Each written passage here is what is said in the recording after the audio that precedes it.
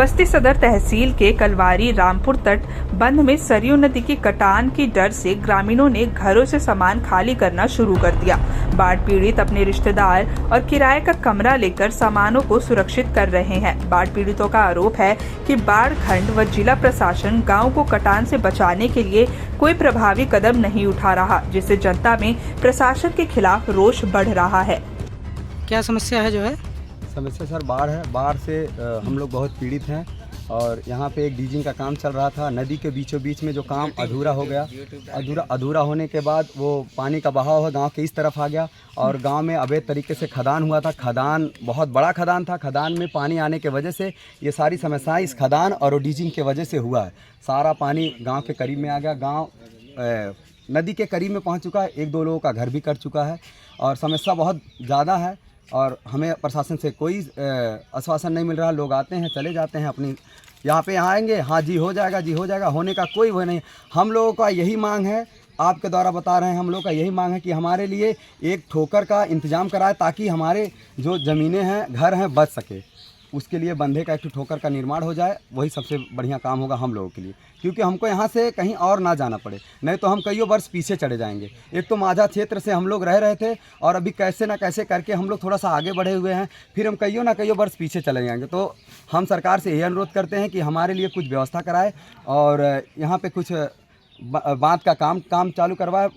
बाढ़ खत्म होने के बाद कोई यहाँ पे आता नहीं, बाढ़ जब रहेगा तो बहुत सारे अधिकारी आते हैं, यही समस्या है। अभी तक कितने घर बह गए हैं? जो है अभी तक 2 घर बह गए हैं, बाकी एक साथ से लाइन का जो पीछे का हिस्सा घर का कम से कम 100-150 घर का एक साथ में है, जहाँ से नदी का दूरी 40 मीटर रह चुका है। वो अगर ये 40 मीटर अगर ज़मीनें नदी में चली जाती हैं तो लगातार 200 घर को खतरा हो सकता है। ऐसा सुन में आ रहा है कि जो धारा है गांव के एकदम बिल्कुल समीप आ गई है और 2 लोगों का घर भी बह गया है। बहुत से लोग ऐसे हैं कि सामान लेकर जा रहे हैं जिनका और नज़दीक है। क्या ऐसा भी है कि घर भी गिरा दिए हैं कुछ लोग? 2-3 लोगों ने अपना घर तोड़ दिया, आशियाना अपना तोड़ दिया, जिसमें उन्होंने अपनी ज़िंदगी बिताई। अब क्या करें, मजबूरी में वही करना पड़ रहा है। जो भी है, जिसका सारे घर तोड़ के अपने लेके जा रहे हैं और जो हैं जिसी के पास व्यवस्था नहीं है, क्योंकि यहाँ पे 200 वर्षों से रह रहे हैं, इतना तत्काल में कोई व्यवस्था नहीं कर पाएगा। इसीलिए हम लोग बेघर हो चुके हैं। एसडीएम आते हैं, तहसीलदार साहब आते हैं, स्कूल में व्यवस्था, हमको स्कूल में कब तक व्यवस्था दिया जाएगा?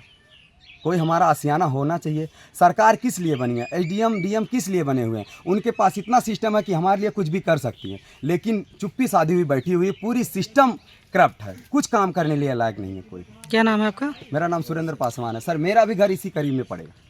हमारे विधायक जी हैं। हाँ सर। कहाँ घर है? यहीं पे घर सर, महुआ पार में है। अच्छा। महुआ पार, राजेश्वरम, माईपुर। मेरा घर और नदी का छेद 39 मीटर रह चुका है। क्या नाम है आपका? हमार भूतन देवी। क्या समस्या है? समस्या यह बा, घर द्वार कटत बहत बाटे, यह समस्या बा। और कौन अब लगता आराम रहा, कुछ दुख है आई के मुड़े पे। बाढ़ की कटान से पीड़ित होकर आप लोग घर छोड़ के जा रहे हैं, तो क्या प्रशासन द्वारा आप लोगों को कुछ मदद नहीं मिली? कुछ नहीं, कोई नहीं मदद कर रहा। जे आई ते देख कर चला जात बा। कल आई भाई करब, परसों आई भाई करब, कलियाँ 2 जनी आइन कह के चला गई, पता नहीं के रहा है। तो कहाँ लेके जा रहे हैं सामान? ले जब वही बन्हब रखब और कहाँ रहब, जब कहीं नहीं व्यवस्था बा हमारे ना। हमार कुल गल्ला बह गया, भूसा बह गया, हमार 4 जानवर खाए बिना मरी, हम का खियाई?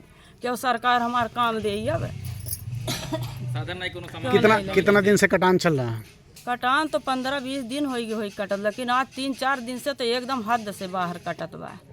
आज रात में इतना कटान लाग है कि माल तेरा घरे बह जाए, आज राती में कट गए। क्या समस्या है? सर समस्या है कि हम लोग का देखो नदी कटान चालू हो गया है और जो पहले जो मतलब वो ज़मीन था सब मतलब फसल सब नदी में विलीन हो गया है और दो घर कट भी चुके हैं। और इस समय नेकपाल और तहसीलदार डीएम साहब जो भी आते हैं सब मतलब वो स्कूल में उन लोगों का व्यवस्था करते हैं।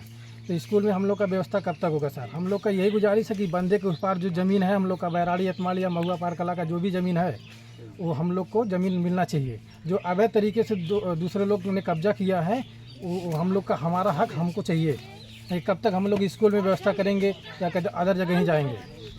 हम लोग का तो फसल नुकसान हो चुका है, लेकिन जो हम लोग का निवास है वो तो हम लोग को संपूर्ण तरीके से मिलना चाहिए। जैसे प्रशासन आता है तो जैसे जिनका घर बह गया है या जिनका बहने वाला उनको जो है प्राइमरी में विद्यालय में शिफ्ट किया उसको जाए? प्राइमरी में करते हैं। प्राइमरी में कब तक? अभी तो प्राइमरी चल मान सकते हैं कि अभी 4-6 दिन स्कूल बंद कर सकते हैं, लेकिन बच्चे कहाँ जाएंगे वो भी पढ़ने के लिए, तो वो रहेगा। मतलब कोई अस्थाई कोई जो है अस्थाई नहीं है। बस वो लोग ये मतलब वीडियो बना के चल जाते हैं और कुछ करते नहीं हैं कि बस ये कहते हैं कि मैं करूँगा। हम लोग का ज़मीन जो उस पार, हम लोग का यही मांग है कि हम लोग को ज़मीन दिया जाए। ये ज़मीन कहाँ पर ये है? ज़मीन हमारा बैराड़ी एतमाली का जो बॉर्डर है बैराड़ी मुस्ताकम में पड़ता है। उस पार है कि इस पार? बंदे उस पार है। क्या नाम है आपका? हमारा नाम धर्मेश कुमार यादव है। घर? घर यही बैराड़ी एतमाली में महुआ पार कला के बीच में पड़ता है। ठीक है।